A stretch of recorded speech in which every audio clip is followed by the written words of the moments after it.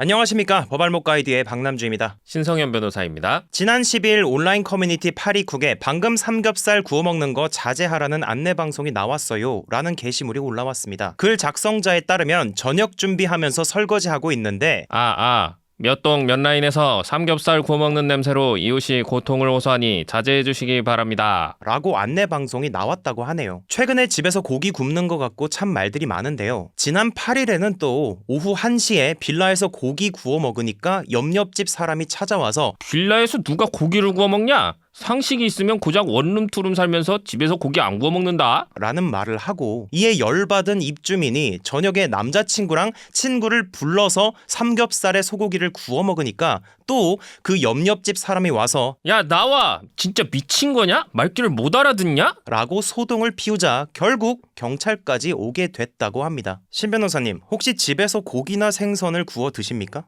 고기는 굉장히 자주 구워 먹죠. 생선도 아내가 좋아하기 때문에 가끔 한 번씩 먹긴 합니다. 제가 생선을 싫어하긴 하지만 아내 때문에 먹죠. 아니, 집에서 그런 행위를 하신다고요? 이게 말이나 되는 일입니까? 어떻게 집에서 고기나 생선을 구워 드세요?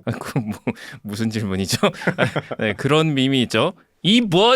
네, 저도 집에서 고기와 생선을 많이 구워 먹습니다. 많은 분들께서도 당연히 집에서 고기와 생선을 구워 드실 텐데요. 일단 법적인 것부터 정리를 해보겠습니다. 아파트나 빌라에서 고기를 구워 먹으면 냄새가 나긴 하겠죠. 얼마만큼 퍼질지는 그건 건물의 구조 및 설비에 따라서 다르겠지만요. 이 냄새 법적으로 문제가 될까요? 네, 2017년도에 공동주택관리법 이라는 게 있는데 이 법이 개정이 되면서 이 냄새 부분의 조항들이 좀 들어오긴 했습니다. 하지만 이 조항들은 당시에 문제됐던 이 흡연 문제, 그러니까 담배 냄새를 타겟으로 한 것이라서 음식 냄새와 관련된 규정은 존재하지 않고요. 그리고 국토부에서 2015년 이후로 짓는 아파트들에 대해서 배기 설비 기준이라는 걸 마련을 해서 역류 방지 댐퍼라든지 배기 덕트 이런 것들을 설치하도록 하고 있긴 한데 말씀드린 대로 2015년 이후에 새로 짓는 아파트이기 때문에 오래된 건물들에 는 적용이 안 되겠죠. 이런 문제가 있고요. 또 악취 방지법이라는 게 있긴 한데 여기에서의 악취는 따지고 들어가 보면 결국 사업상 발생되는 악취라든지 하수도에서 올라오는 악취 이런 것들과 관련된 규정이라서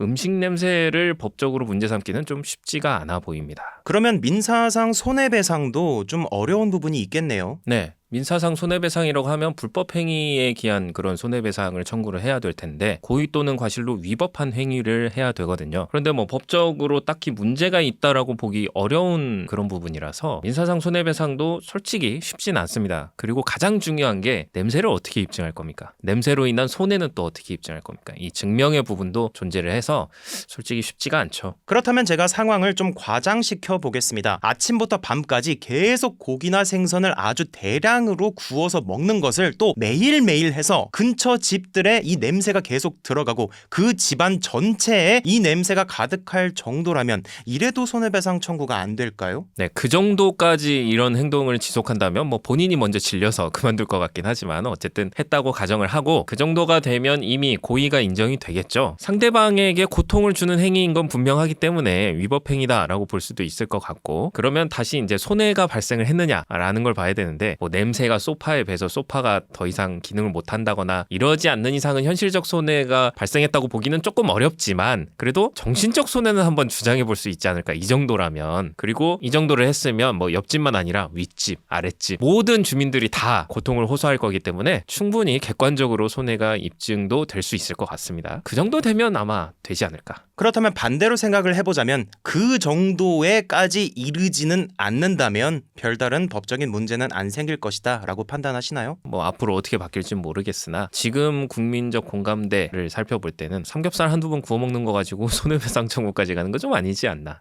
그런 생각이 드네요. 저는 집에서 고기를 구워 먹는 것을 법으로 제재한다는 거 이 자체가 말이 안 되는 상황이라고 생각을 합니다. 사람의 생존에 반드시 필요한 음식과 관련된 것이기 때문이죠. 이게 안 된다고 하면 된장, 청국장 이런 것도 못 먹어야 하는 거 아닙니까? 이렇게 하나하나 따지면 먹을 수 있는 음식이 과연 있을까요? 신 변호사님께서는 여기에 대해서 어떻게 생각하십니까? 실제로 민사법 법리를 살펴보면 생활방해라든지 일조권 침해, 조망권 침해 이런 부분에 있어서 수인 한도라는 법리 개념이 존재합니다. 참아야 되는 한도 또는 참을 수 있는 한도라는 개념이죠. 이 정도까지는 참고 그게 넘어가면 이거는 문제가 있는 거기 때문에 손해배상을 해라 라는 법리입니다. 삼겹살 한두 번 구워 먹는 거는 충분히 수인 한도 안에 포함이 되지 않나. 아까 우리가 얘기한 것처럼 뭐 지속적으로 대량으로 일부러 고통을 받으라고 이렇게 구워 먹는 거는 문제가 있지만 생활에서 일어나는 이런 자잘자잘한 일들은 서로 좀 참고 이해하는 게 생활의 지혜가 아닐까 그런 생각이 드네요. 네, 이렇게 이번 영상은 우주 만물과 함께 이 상생해야 한다는 신 변호사님의 말씀을